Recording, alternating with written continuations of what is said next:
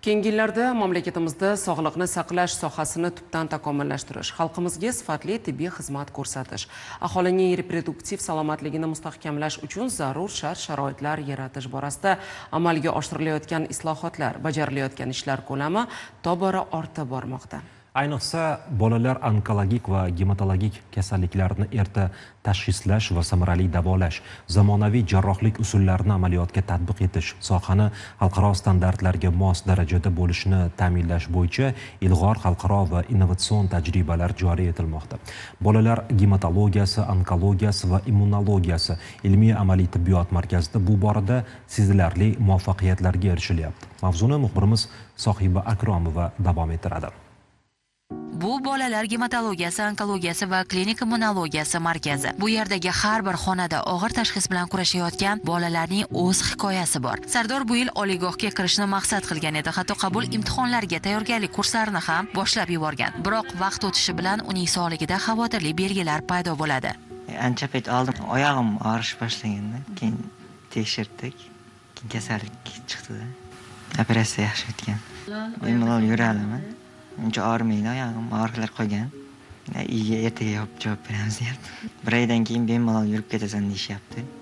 Oyog'im yurish boshlashi bilan o'qishga topshiraman. Onasining aytishicha, dastlab o'smir oyog'idagi og'riqlardan shikoyat qilgan. Oila buni har kuni uzoq masofaga qatnashi bilan bog'liq oddiy charchoq deb o'ylagan.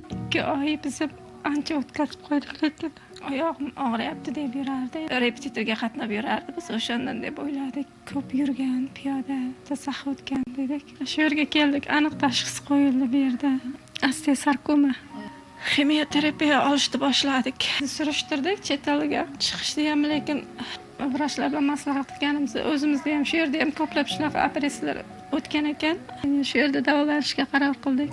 Kuni kecha ushbu bemorda noyob jarrohlik amaliyoti o'tkazildi. 17 yoshli bemorimiz bu bolada chap son suyagi distal qismida osteosarkoma tashxisi bilan bizda davolangan chap son suyagi distal qismi rezeksiya qilib, tizza bo'g'imiga o'suvchi protez o'rnatib berdik. Operatsion blok hozir bir necha daqiqadan so'ng xuddi shunday tashxis qo'yilgan 12 yoshli bemorda ham amaliyot boshlanadi. Jarrohlar jamoasi uchun bu navbatdagi operatsiya bo'lishi mumkin, ammo bemor va uning oilasi uchun bu hayotni ikkiga bo'ladigan muhim lahzalardan biri. O'ylaymanki, bu operatsiya muolajasi yaxshi natijalar bilan tugaydi. Ishonib topshirganmiz, erta dardlardan forig' bo'lishini nasib etib, shuni nevarachamni bag'riga bosib uyga olib ketaman.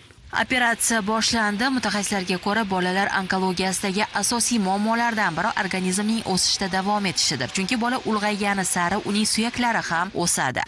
Bu kabi operatsiyalar avvaldan o'rnatilib kelingan, faqat bolalarda mexanik endoprotez o'rnatilgan. Ya'ni endoprotez o'rnatilgandan keyin ma'lum vaqt davomida har 6 oyda bolani bo'yi o'sishiga qarab bu protezlar mini operatsiya qilinib cho'zilib turilgan. Hozir bo'lsa bunaqa endoprotezlarni magnit endoprotezda o'rnatish boshladik bolalarda. Bunaqa endoprotezlar qo'shimcha jarrohlik amaliyotini talab qilmaydi.